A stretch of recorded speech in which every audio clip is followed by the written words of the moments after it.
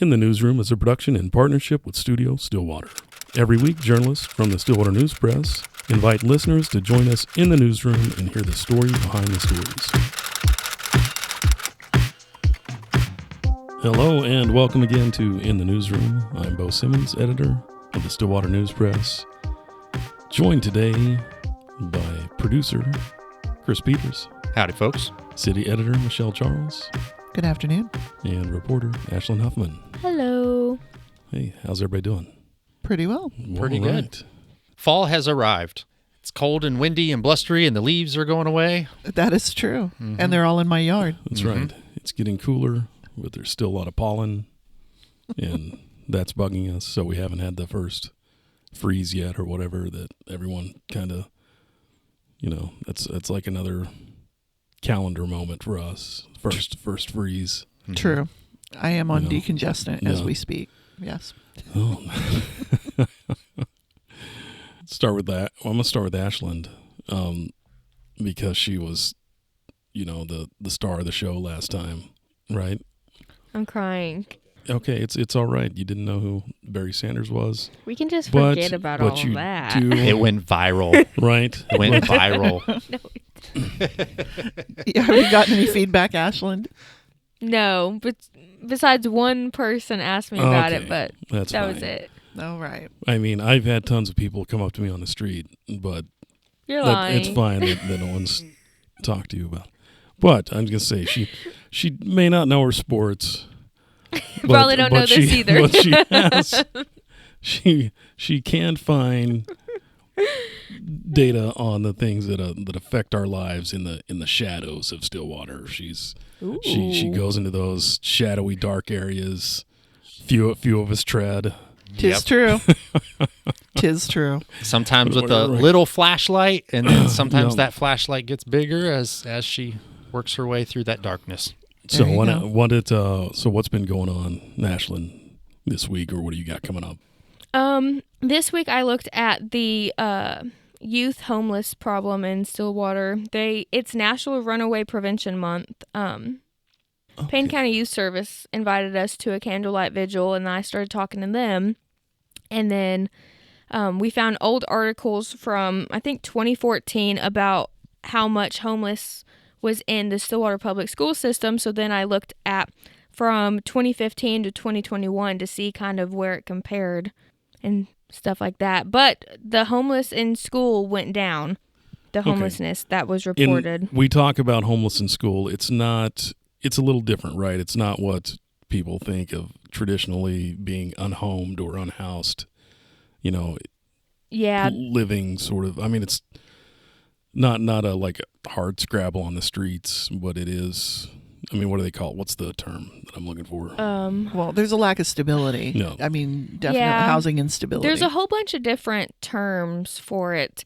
The lack of stability is the best way I can describe it. Couch surfing. Yeah. That was the Transient, kind of. Yeah. Yeah.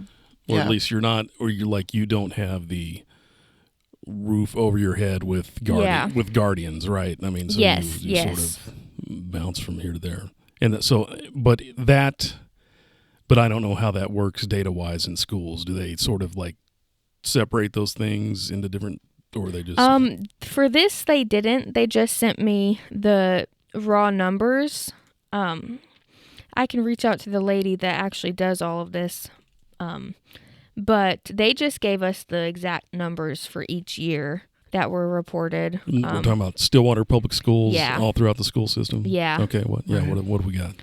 For fiscal year 2016, there was 380. Wow.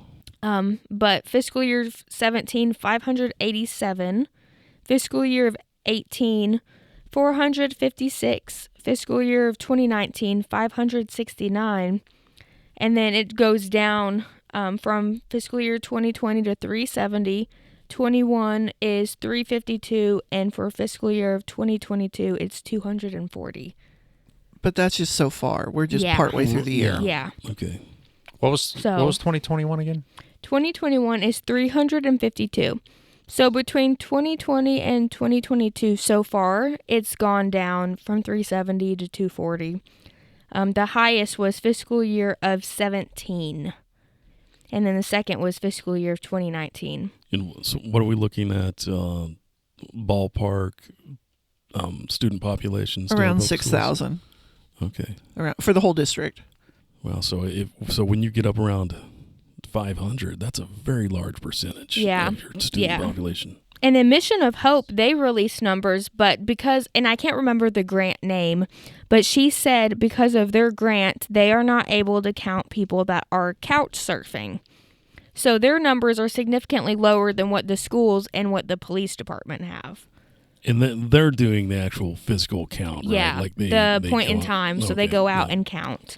So these are people who are specifically unhoused. Yes. And the point in time, people need to remember this. This is done in January. Yes. So these are people who are living outside in January. Right. To be specific, January 28th of 2021. There was 11 unsheltered homeless people. There was 15 in an emergency homeless shelter and 14 in transitional housing, with 11 being rapid rehousing. Is that for Stillwater or the whole county? Do you know about the point in time if it's just in Stillwater? Because that's what I gathered. I'm thinking Mission of Hope. I think those numbers that the mission gathered are probably just Stillwater. That's what I was thinking. Yes. So that's a good question I can follow up with. Thank you, Michelle. But you're talking about January becomes so much more important in the winter months. And if you think about it, last year we had that horrible freeze. Yeah, all those people out on the street, and not just in Oklahoma, but there were people in Texas especially that were just frozen to death because they were homeless and they didn't have any help. And then, with COVID, people are not letting people in when all of that was happening. So just a lot of bad things happened to those who didn't have a place to stay. I would say that was, last year was that whole period of time was a time when there was a lot of bad stuff going on all at the same time. It was kind of a perfect storm of hardship for people who are not doing well, I would say. So it'll be interesting to see, what you find with all that. Yeah, right now I'm gathering data and then starting interviews and stuff like that. But I actually talked to Captain Gibbs at the Stillwater Police Department about what they do when they encounter someone who is a homeless youth. And he said that the juveniles are taken into protective custody and taken to care centers. If it's a runaway, there is usually a court-issued pickup order. In those cases, they'll have to go to a juvenile service unit to find placement for the child if they are not allowed to be returned to the parents. For specifically homeless juveniles, we contact Child Welfare Services at DHS, or the Payne County Youth Service is always available to them. Yeah, well, that would make sense that there's some kind of buffer between, finding a runaway and sending them directly home, because it could be an abuse situation they're running from or something like that. Yeah. Okay. Sure. Well, that doesn't include all the couch surfing either. Right. So. I will say that years ago, I did some volunteer work at Lincoln Academy, which is the alternative high school here in Stillwater. And there were a fair number of students there who were couch surfing. I mean, that's part of the reason, you're not thriving in the standard high school setting, and maybe you're not able to fulfill the requirements or, live up to the behaviors or whatever that are expected in that traditional high school setting. It didn't mean they were, bad kids or anything like that. A lot of them were just dealing with this crushing level of adult burden, I would say, that rendered them unable to be quote unquote good teenagers, because they were having to shoulder responsibilities that were far beyond what we would normally expect them to be responsible for. Well, if you don't know where your next meal or where you're going to sleep at night, it's hard to concentrate on school, What was the other? There's another police/school initiative that I think you did a while back. What's the something, a handle with care? You remember that? I just made me the trauma think of informed. that. Yeah. So if like the police will inform the schools if a kid had a rough night for whatever reason, and they, Yes. if the kid's acting out the next day. So it's good. Just being trauma informed and just different things that maybe we didn't think about as much 20 years ago or something. That. Well, sure. I mean, think about that. Something goes down at the kid's house the night before. Maybe mom or dad gets arrested. Something happens. Right. And, the next day the kid goes to school. They're tired. They haven't slept. Maybe they don't have a lunch packed. They act out. They wind up, in trouble. And, and they get branded as a trouble kid, as a kid who's causing trouble. And a lot of times they're just literally not able to process everything that's going on with them.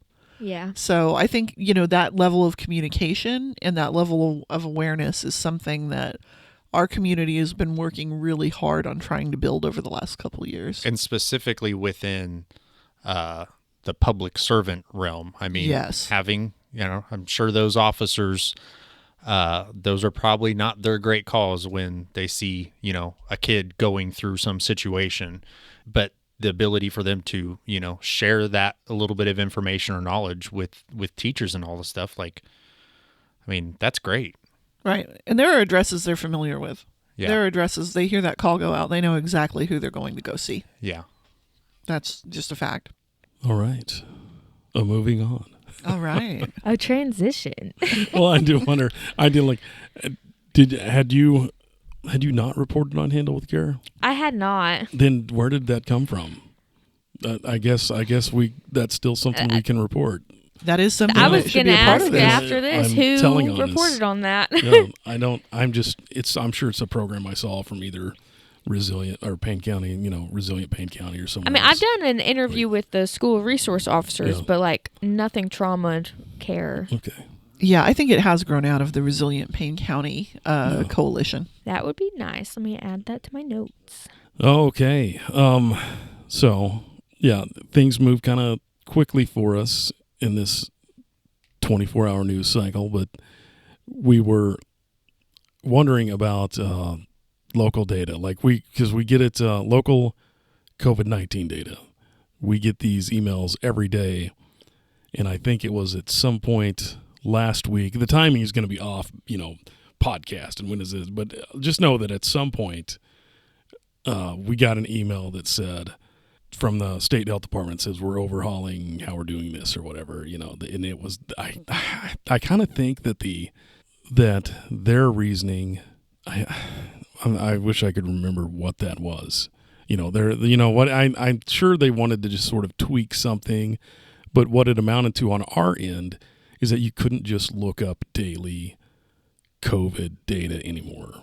Right. And and all the reporters get sort of the same emails, and from the health department, and it sort of started to click okay, did they just remove this from the website? Is the pandemic over? And they did, right? They did. Well, they did reduce access to the data. Yeah, they just stopped doing it. But that also goes noticed by our municipalities, right? Mm-hmm. Oh, absolutely, because they have to use that information. But what was it the mayor said at the council Monday? Oh, I'm trying to remember the exact wording of it, but he definitely noted that local data had stopped being reported. It makes it kind of difficult because so much of the response has been pushed on to the local authorities and the local governments. And it's really hard to do when you don't have numbers. I mean, talking about all this, earlier in the pandemic, it was really tough to get those local numbers. We couldn't get, and all along, it's been tough to get local deaths. Well, because they didn't didn't have testing that took a couple of weeks to get a test or order a test. So you were a good 20 days behind on what your actual numbers were. Right. And you had to factor that in. Yeah. So real-time data was hard to come by. Data on deaths so that you could track that accurately for your locality was tough to come by. In small towns, there was actually a tendency to not want to report any information like the age, gender, anything like that, any basic demographic information. Under the they made the argument that it would be too easy to identify people, like there would be some kind of stigma or something. And then now even case numbers locally, went away for a little while. Now, we've noted that those are back, which is good. Right. When we're talking to our local health department, what people don't understand is the person who is over the Payne County Health Department is actually over a territory that covers 7 counties. Hmm. Wow. So, I remember early on talking to Kelly Rader, who is who is over those 7 counties and has a big job and is a very busy woman. And I really appreciate everything she does. But at one point, we were to ask her for numbers and she'd say, well, we just want to report those for the whole region. And I get it because, you've got to break all that out. You've got to pay somebody to just sit there and pull that out community by community or county by county or whatever. And maybe at that point they didn't have time because they were frantically just trying to get as many people vaccinated as they could. They had people lined up in cars around the building waiting to be vaccinated. So I do get it, but it's been a challenge because they have been so strapped in terms of resources because they have covered such a big territory. And then, of course, sometimes you do wonder if, people, in other levels of government don't want things to look bad. You do wonder. But there's another part of that. They did hire a PR firm just to handle the state health department messaging or whatever, like respond to folks. So why couldn't they spend that money on hiring somebody that knows how to create a database so we can have all this data and you don't have to have 1 million employees computers can do this now. And here's the other thing. There's a difference between a PIO, a public information officer, whose job it is to respond to inquiries, who understands open records, who understands all of that stuff, and a PR firm. Yeah. There's a difference. There simply is. Not only that, but when this first started, and like you said, we couldn't get local data, and we knew they had it. Sure. We knew there was some level of tracing, and we knew that people could say, once you've interviewed somebody that you could have said every place they had gone, they just didn't want to do it, like you said, because they thought it was, that was the time where they thought the worst thing that could happen was panic. Right. Okay, yeah, if you say so. Just level with us. I hope that's what we learn, if anything, from any of this, is just level with the American people. Sure. Mm-hmm. I will say, though, communications has been a struggle all along. And it's not just the PR thing where it's like, okay, we've hired a PR flack or whatever to handle this. I don't even mean that. There was a time when they had staff that was rotating in and out all the time. And you might have someone from a completely different state agency pinch hitting for the Department of Health. And it was someone with no expertise per se, in terms of the health department or their structure or level of knowledge necessarily. And they were handling communications for 2 separate state agencies at the same time. So, some of it was just, there was a lot going on and there weren't a whole lot of people to do it. Or we weren't prepared. Right, but let's face it, nobody was prepared. But when it was happening and when they were getting, because they'd done this before where they'd oh, hey, things are trending down. We're going to stop doing it. We're only going to give you things once a week. This, and it was like that in a pandemic, in a public health crisis. I'm sorry, but that can be somebody's job. Yeah. Okay. You can assign a person where that's their job. And fund them. Give them resources. Yeah. And if you have several $100,000 to hire a PR firm, then let me tell you, that can be somebody's job to provide that data. But that would be expanding the role of government. It is true. It's just, it's been a challenge. It's been a challenge for everybody. So we're just glad to have the local numbers back. And that's going to enable me to put together something for, that looks at those local numbers, that looks at, there's a lot of stuff going on right now, right? With vaccinations, we've got the vaccination effort to try to get young kids, the kids 5 through 11 now, online. Those doses, which are about a third the size of an adult dose. I found that out in a briefing I watched yesterday. For which age range? For the 5 to 11. 5 to 11. Okay. And it was interesting because it wasn't because of their size. It was because little kids' immune systems are so good that they don't need as much to trigger them. They don't have to get the antibodies the way everyone else does or something. Well, they're just so active. Their immune systems are just really, really active. And so it doesn't take as much to trigger that immune response. For the same reason they don't get as sick or as, they don't get as sick as everybody else. So there's a lot going on with that. With the vaccinations, whether it's, the effort to get the shots in the arms of little kids so they don't get sick, whether it's the protests to say I shouldn't have to get that shot in my arm in order to keep my job, whether it's, who's going to enforce this. And there's still a lot going on around COVID. Even though sometimes it kind of feels like the numbers have gone down. I actually saw something just this morning that indicated that cases are rising again because, we're getting into the cold weather. And this may be one of those things where, sort of like we have a cold and flu season, COVID may go along with that too during certain times of the year. And we're going to hit another sort of travel home to see Granny, thing. And that was maybe our big spike. Sure. Last year, right? Was sort of these the holiday gathering almost. You could probably point a lot of your social bubbles changing, and mixing with people that you didn't throughout the whole year. Well, and people are spending more time indoors, and then this is the time when you're right, those extended families come together and they gather. So, we're probably going to have a COVID season as it becomes endemic rather than pandemic. And we're going to have to learn how to deal with that. So there's still a lot going on with that, and I'll be looking at that to put something together for the weekend. Okay. Very good. Well, is there a lighter note here? There's a merry note that we could end on. So got to talk with Elaine Zanotti the other day and ask her some questions about this year's Merry Main Street happening on Block 34. Okay. We've seen the igloos. The igloos are up. Elaine Zanotti, city councilor, but this is not in her role as city councilor exactly, is it? No. She's an organizer. She's an organizer with Shannon Williams. Shannon is one of the owners of Gray's Goods. So she's a downtown merchant. Longtime downtown merchant now. And what was it? Right before it was 2019 was the first. Did we have one? I think we had one Merry Main Street. Then we had COVID, right? Yeah, right. That's right.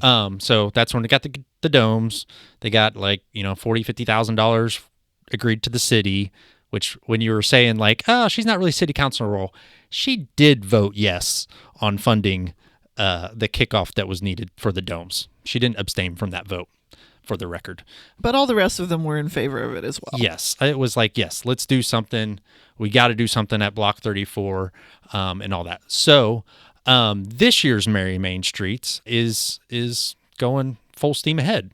The Christmas tree, there is a large fresh cut Christmas tree going up as we speak. And you'll see the Christmas lights and all that stuff coming downtown. Pro Value Net has got their large antenna tower Christmas LED tree, and the LED lights with the music and all that stuff will be happening on Main Street. And then on Block 34, they've got the domes where every weekend we'll rotate new merchants and vendors. One thing new for this year was last year, or the year, I guess 2 years ago, a vendor rented it out for that whole weekend. And to allow more merchants and vendors to participate, more of them are doubling up. So you might go in a dome where there's two sharing. Okay. So you've got a little more diversity of products and offerings. I think, what was it? A couple of years ago, it's there were some people who came in specifically to rent that space, and they may have been, they may not have been like a store owner or boutique owner, but some of them may not have, right? Some of them were online only and didn't have a brick and mortar location. Oh, okay. Looking at, so they've got on Visit Stillwater has a webpage, and then also Merry Main Street has a Facebook page where they have released the schedule of each weekend. So it's going to be every weekend starting Black Friday, November 26th, going 4 weekends to into December, right before Christmas. And so they rotate through these different merchants. And there's also some merchants that are providing some experience. There's a charcuterie class that's going to happen so there's a larger dome. One of them is bigger than the other. So that's the event dome. And they're going to have classes like that. They're also going to host events like Cookies with Cops. And they're also going to have a sensitive Santa in there. What does that mean? It's a sensory for children with sensory issues. When is that? I don't know if that's on the schedule yet, but that'll be sometime coming up on a weekend. And then some other news, Diesel Farms is going to be back selling live cut Christmas trees. So there'll be a tree lot out there. Oh, okay. That's and cool. Then also what's new is they've kind of decided to gather all the other two events that have happened downtown recently. So TV 31 and them have always done the little Santa Claus booth thing. That was on Chris Salmon Plaza along with the Christmas tree lighting. So those events have now moved to Block 34. So they've got this new tree, which looks like it's a solid like 20 foot, 25 foot green. It looks pretty good. Yeah, it's a big tree. In years past, we had where the mayor hit the button to like turn on the lights and it didn't like light up right away. That's actually the very first year. Luckily, within like a couple of button presses, it eventually worked. But they want to test everything out. So the lights are not, the idea originally was like all the Christmas lights downtown and everything. Like, let's turn them all on with the tree all at once. Cool. That's maybe harder to do than you think. So they're all going to be on and test it out. Then at 5, they're going to turn off the tree lights. And then at 6, the mayor will be out there, turn on the lights. At 4 is when the activities start. There's going to be some kids' activities and stuff like that there. I do wonder if they're going to do something sort of about like lighting it a little bit, a few paths here and there. It gets really dark out there. Yeah.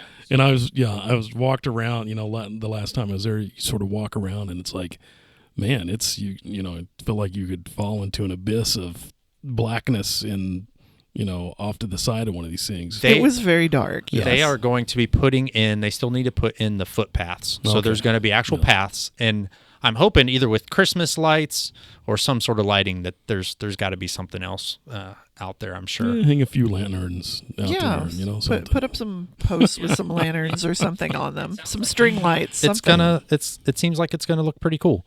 They'll also have some caroling. They're gonna have some hot drink trucks. So there's not gonna be food trucks there per se, but there'll be trucks selling like hot chocolate and hot cinnamon cider. Yep, okay. That's right. And coffee and stuff like that. Nice. And the tree, they got donations, and Lambert Construction bought the tree. Specifically, the tree is to honor Stillwater Medical Center employees.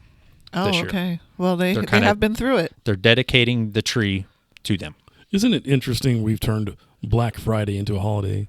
That used to just be a term for the retail industry. It was like it was something, if you worked in retail, if you worked at a store, yeah, you would know Black Friday as going from the red to into the black. You go from red to black. Nobody else called it that. No, they didn't. I mean, yeah, it wasn't something like in the news, but I don't know how it got out and how it then became a thing. Yeah, there were always like doorbusters and things like that. Sure. But just using Black Friday in marketing, like that's not that old, I don't think. That's only in the last I've been Black Friday shopping years. Since I was a child. I know. Yeah, everyone's done the shopping. A holiday. I'm just saying it wasn't marketed that way. Right. And people didn't always think of it as, it's Black Friday. Yeah, it's kind of like my Black Friday plans. It's kind of like Super Bowl Sunday, Yeah. Like that. It's sort of like it just became an unofficial holiday. Mm-hmm. Maybe that's how we make Thanksgiving a little bit more of a party. Well, I mean, I remember a few years ago as, the creep was beginning. And of course, now we've got things that are changing a little bit where there are more and more stores. There's some stuff that's shifted a little bit since the pandemic, and people kind of got used to things being shut down, right? Mm-hmm. Walmart used to be open 24 hours a day. Now it closes at midnight. Anyway, so this year, there are some stores that are going to be closed on Thanksgiving Day that used to be open. Before that, the Black Friday shopping was creeping into Thanksgiving Day. Basically, they would have doorbuster specials that would start pretty much as soon as while your turkey was still digesting. Yeah. And to the point where they were starting to call it Gray Thursday. So that has shifted a little bit and things are pulling back. But Black Friday, still a pretty big deal. And we got a Saturday, Small Business Saturday. Mm-hmm. And then Cyber Monday. There's it's gonna be such a good week. Ashlyn, you should be excited. Like, this is your season. Is it not? I am so excited. I've already been online shopping so much. So, are you excited about like covering stuff on Block 34, taking photos of kids and Santas Christmas. And trees? Yeah, and no, I Christmas actually lights? am excited, especially that sensory Santa. I really want to go to that. Mm-hmm. Sounds like it'd be good photos too. Well, honestly, when you think about the sensitive Santa, this is a big deal. I've never heard that before. Well, okay, now, and this is for kids who a lot of times have, like, as Bo said, spectrum, developmental or some type of sensory issues. Like real auditory sensitive or smell. Or think about it.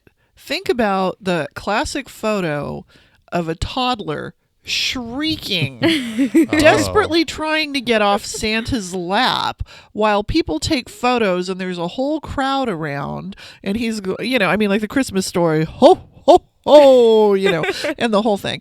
And I mean, it's overwhelming for kids who don't have sensory issues. So, I mean, I think it really, when you start thinking about it, it really drives home the need for something like that. I think maybe other kids would do a little better if we would tone the whole thing down a little bit, honestly. Maybe. Yep. Yeah, when I started, the first thing I had to cover, Bo had me go do that Grinch thing at LifeNet. And it was just like a big Grinch dude and like kids crying. And I was like, I've never even seen a Grinch. That was in 2019. Did you want to cry? I did, yeah. That is another interesting one where the Grinch has like climbed up the ladder of being like next to Santa. Like, of course, the actual story, he reverts back to being a good character, but it's still scary looking. They had a dog there. The dog was fine, but like I was scared for those kids. I don't know. Maybe to some people, Santa, our classic Santa, is scary. But he might be a little much.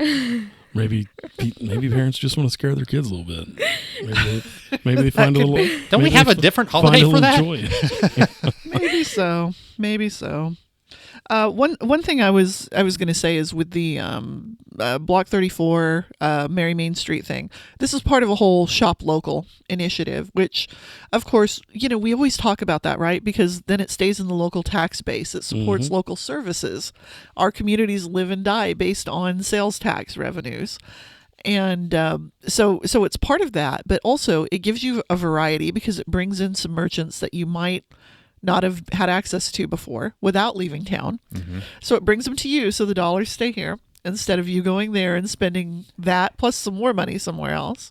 Mm-hmm. And this year, when we're still dealing with some supply chain issues, even the stuff that even the online shopping might not be as reliable as it has been in the past or as convenient. So this is a way to be sure that you have some unique gifts, that you have a good variety, that you're supporting your community, and that you've got it in hand on Christmas Day when you want it. Yeah, it could be a risk. Could be a risk this year to order something online. Yeah, and I wouldn't wait till the last minute for sure. Yeah. Yeah, so. And I think the interesting thing that an event like this does is it's not just shopping, like you able to acquire goods. It's an experience. And ideally that also brings in outside shoppers from outside the community. So that's more sales tax money too. Well, we've got a pretty good draw area. Because, there are a lot of the smaller towns and a lot of the rural area. We are kind of a hub for north central Oklahoma. So we will, bring people in. And if you've got, if it's something where you can make an evening of it, you can go to these different shops. You can have some hot cocoa. You can see Santa. You can take a carriage ride.